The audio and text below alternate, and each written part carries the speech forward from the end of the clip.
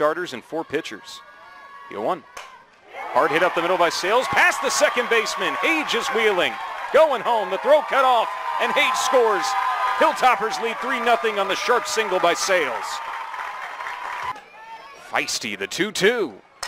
And that one's lifted out to right field. Backing up is Hage, and that ball gets over her reach. She's kicking it around as now she gets the throw in. Kentucky has taken the lead on a double by Grace Lorsung. Now back home. Let's see if this is the medicine she needs facing Ebbs. The 2-out pitch. Swung on, lifted to left center field. Backing up. That ball is blasted out of here. Taylor Ebbs takes it to town for her 7th home run of the season. And the Cats have established their authority here in Bowling Green. A fun top of the first. Katie Gardner giving up 1 hit, but nothing more. And the Tops defense holding strong with a soft line out, as now we get to look at Kentucky's new southpaw out of Rutgers University, Jaden Vickers, in her 1 year as a 5th-year player. Vickers definitely going to come out strong, throwing 66 to 68 miles per hour. She has a curve, rise, and a change. Actually very similar to Katie Gardner, just from the left side. Yes, which has plagued WKU at times this year with good southpaw pitching. Numbers for Vickers, 5-5, a 4.99 ERA, so she's had some tough times as of late, but she definitely feels like she's on the come-up as a player that had to endure a lot of tough tests during her 4 years over in Piscataway, New Jersey. And this is a great opportunity for her to come out and in a big game situation and, you know, really try to work through some of those things that maybe she's been struggling with recently. Now Reily Hage is her first test as she kicks and fires in a strike away from Hage, the right fielder today. Hage has some phenomenal numbers in that leadoff spot. 40 starts, she's got a .328 average. Vickers ready, unloads. Pitch pulled back in, but off the plate. Hage with a good look off, and it's 1-1. So Reily Hage is one of those Kentucky kids from Nicholasville, so to come out of this career with 2 wins over a ranked UK team would mean something special to her as well. Huge. The pitch, swing and a miss. That one had some gas to it. Yeah, that was a really nice rise ball. Definitely in the upper 60s, I would assume. Coach Rachel Lawson, when announcing the signing of Vickers following her transfer from Rutgers, called her a missing piece kind of player. But she misses inside with that piece, and the count goes and actually hit Hage. It was a close hit. I didn't hear anything or see anything, but hey, look at that, hit by pitch. Yeah, I didn't see it either, but must have just skimmed her. Let's take a look here. Oh, yeah, it does. Just skims, I think, that elbow guard. Well, thank goodness it hit the one padding that she had. That can always come back to bite you. But hey, now we get to see one of our players to watch, TJ Webster, with a team high .398 average. Webster's a very dynamic player. She can lay down a bunt like a dream and then has the speed to be able to beat it out to first. But my favorite part of her game is actually her defense over at shortstop. I mean, it's like a vacuum over there. Pitch coming. Shows bunt again. And you say that now, Kaylin, but I imagine when you were pitching against these type of hitters, she was the worst kind of player for you to deal with. Oh, definitely. Honestly, players who see the ball really well, so get walked often, and can lay down a bunt with speed, those are the worst ones. Oh, that's a good strike call when Webster's been active to try and bunt one down, see if she can make some chaos out there. Then you've got Grace Lorsung playing far up the third base line to protect from Webster's speed, because she is a threat to go anytime she puts one on the ground. Close miss, but Webster started off the head 3-1 on that hard 67-mile speeder. Those were always so frustrating because that's a good pitch. It is. And I remember, like, you know, when I was in the game, I would just, why don't you swing at that? Like, that was so good. Just swing at it. But Webster, I mean, 17 walks on the season and only 6 strikeouts. And now the bunt. Lorsung to first. Oh, that ball popped out of the mitt. Wow, and Hage takes third as a result. My goodness. That was close there, Kaylin. Huge play. Huge play by Webster, and that's why you want to be aggressive when you're running the bases as well. And as we can wait for, Rachel Lawson wants the umpires to meet to have a discussion as to the contact towards that play there. between Webster and Reesner. Nice job by Hage. Heads up base running, seeing what's going on in the field so she's able to take that extra bag. Exactly right. Now the question is TJ Webster going to stay at first base? I'm sure that's exactly what 17th year Kentucky head coach Rachel Lawson wants the umpires to discuss and maybe change their mind on. Because that looked like a throw that beat Webster, and then she ended up running into Reesner's glove and the ball popped out.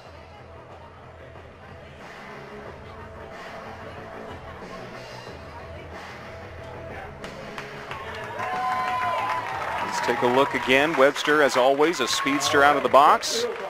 And I don't think that's runner interference at all. That throw was right in her path. There's nothing Webster could have done, so she stays at first.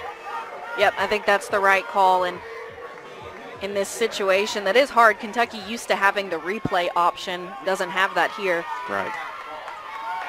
So, okay, Vickers is in a pinch. Runners at the corners. And she's facing WKU's all-time home runs leader, Taylor Sanders, for a career. And then on Saturday, she added 14 and 15 home runs to tie the single game record as well, and now she's on with 2 on. Definitely hard. No outs. Runner on first and third, and the big hitter up at the plate. Then you've got new DP Cheyenne Sales. She's no slouch at the plate. She's a strong hitter as well. But obviously the numbers, Sanders the best RBI producer in Conference USA for a reason. That one, as now we see Webster take off. WKU looks like they're trying to get a double steal going. Instead, Webster retreats back to first base. I'm a little surprised by the way that turned out. I thought Koffel would have tried to get an out there because she certainly had her eye on Hage as well. But okay, Webster goes back to first. Yeah, that's a tough spot, and it really just, every team has their own kind of dynamic on how to deal with those situations. I love the aggressiveness though from Webster and Coach Amy Tudor trying to get some things rolling there. Yeah, try and pull off a double steal with Webster as a possible sacrifice to allow Hage to come home. Any run you can get against a ranked Kentucky team will certainly be good for you, especially for a Tops team that doesn't lose at home that often. Man, Vickers in a tough spot trying to stay away from Sanders' power. Hasn't hit that corner yet against the righty. She's definitely read the scouting report on Sanders when she faces a left-handed hitter. Vickers, she just needs to make those pitches a little bit more competitive. Like that? It worked. It did work. Yes, like that. And now Sanders is struck out. She was just staying a little too far off the plate. She's got really great movement. We saw that with the rise ball earlier. I mean, if she can go to that and trust it all day, going to get those strikeouts. So a big strikeout from WKU's all-time home run leader by Jaden Vickers of UK. That was a close one. What do you think happened there? Well, as a pitcher, I'm always going to say they went. She still got that dog in her. Oh, yeah. So Vickers now facing Cheyenne Sales, another strong right-handed hitter, and starting her off with a high miss.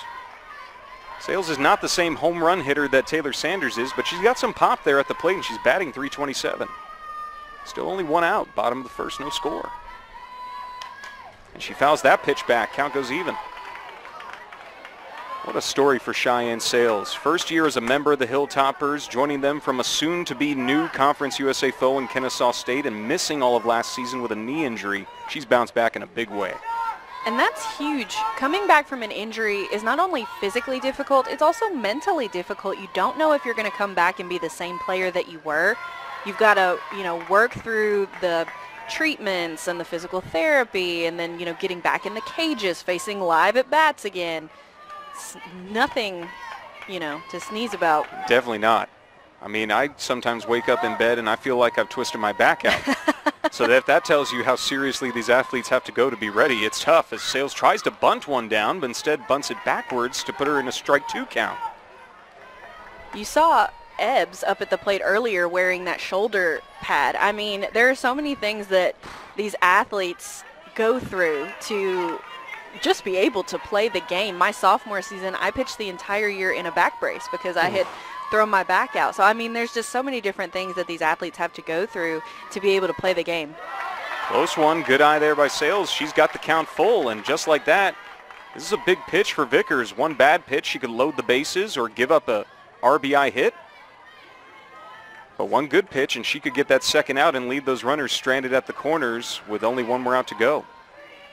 Big spot for Vickers. Let's see what she's got. Check it. No swing. All right, bases are loaded, and here comes the freshman, Annie White. Vickers staying away from these hitters, and they are not biting. I mean, that is a close pitch. It is a little bit more river, a little bit more chalk, so if she could just establish the zone earlier, hit that corner, and then expand, she'd be more successful. Right now you've got the Hilltoppers hitting core and runners meeting over on the left side of the field while we have a meeting of the minds in the circle for UK's defense. Now that they do have the option to get a double play ball to get out of trouble, but this is a good hitting Hilltopper team playing in front of a raucous crowd, and you definitely feel like they've got the momentum right now. Big Red happy to be here, of course. Always a staple in the battle of Big Blue versus Big Red Nation. Kayla Bixel getting some words in with her hitters as Annie White, this young freshman, is ready to try and be a hero in her first ever battle of the Bluegrass. 26th all-time meeting between UK and WKU. Vickers' pitch, and White strings it foul off the high side. Strike one.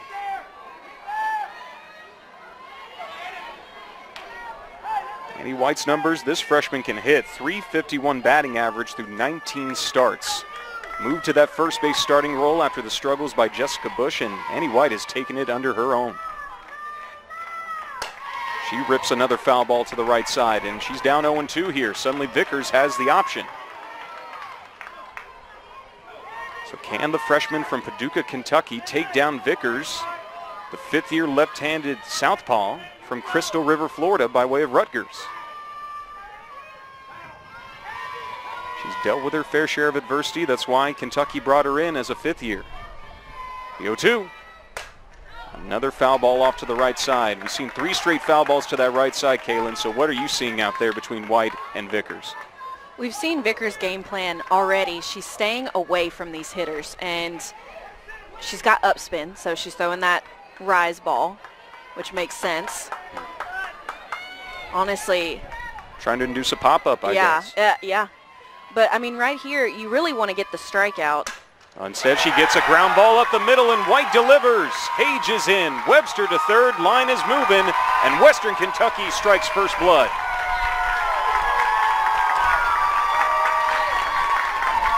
All right, WKU gets the first run across, and that is a momentous one at that for the freshman, Annie White. Freshman doing big things. Hits this hard ground ball up the middle. Western Kentucky just passing the bat. I mean, they are staying consistent, not trying to be the hero, just trying to scratch and claw and do what they can. And now we get to see another meeting of the minds out in the circle. Rachel Lawson, 17th year head coach of UK, who actually came to Kentucky after a 3-year stint as Western Kentucky's head softball coach from 05 to 07, which was her first ever coaching job at the head level. This is a big moment for her squad. A different dynamic this year, of course. Rachel Lawson, longtime pitching coach as well, who called the pitches. But for everyone except Stephanie Schoonover, the team's ace, she has given those duties to the first-year assistant coach of Kentucky, a former pitcher herself, and it is Grace Ballman. And that's somebody who I would trust to call pitches. Exactly right. First full-time year for Ballman, now that NCAA rule passed where you can have at least 3 full-time assistant coaches. She was a volunteer first 2 seasons. Now we get to see another chance for WKU to add to the total with a 6-hitter Sophie Weber out in left field, batting .286. Vickers in a tough spot, needs a ground ball, or at least a soft pop-up. Bases loaded for WKU, 1-0. And Weber strings another foul ball off to the right side. That pitch looked like it was closer in. So could this be a change in approach for Vickers to try and jam a couple of Hilltopper hitters? Or maybe just a bad miss and a lucky break? Well, the coaching staff, I mean, they do so much work, so much film work, watching hitters, trying to figure out their weaknesses, their tendencies. So each hitter, you have a specific plan that you're using against them, whether it's executed correctly, it's that's up to the you. player. Yeah, exactly but right. Don't look at the coaches. We told them what to do. Now they've got to go do it. 2-1 pitch. Another foul ball off to the right side. Vickers trying to go back to that outside corner that time against Weber. One of those new Hilltoppers as well, but also a fifth year who played 4 seasons in the MAC with Bowling Green. And now she's found a home in Bowling Green, Kentucky, of all places. meant to be. Meant to be, exactly right. This 5'9", fifth-year player with a chance to add on in a first inning with the Tops up 1-0. The pitch. Outside again, Vickers having trouble hitting that dotted line away from the righties, and as a result, the count's full once more. I feel for her right now because those pitches are good pitches. They're good pitcher's pitches. You've got to be able, like I said, to be just a little bit more competitive. And look at that, another competitive at-bat for Weber brings in Webster to make it 2-0 Tops, and that's why WKU has a .392 on base percentage. They don't take bad swings. It's a beautiful rise ball. I mean, I love that pitch. I feel for her right now. Oh boy, Rachel Lawson's out of the dugout and it looks like she's making a change. Let's see what this change is. Could it be curtain call time for Jaden Vickers just like that? Only 1 out into her outing.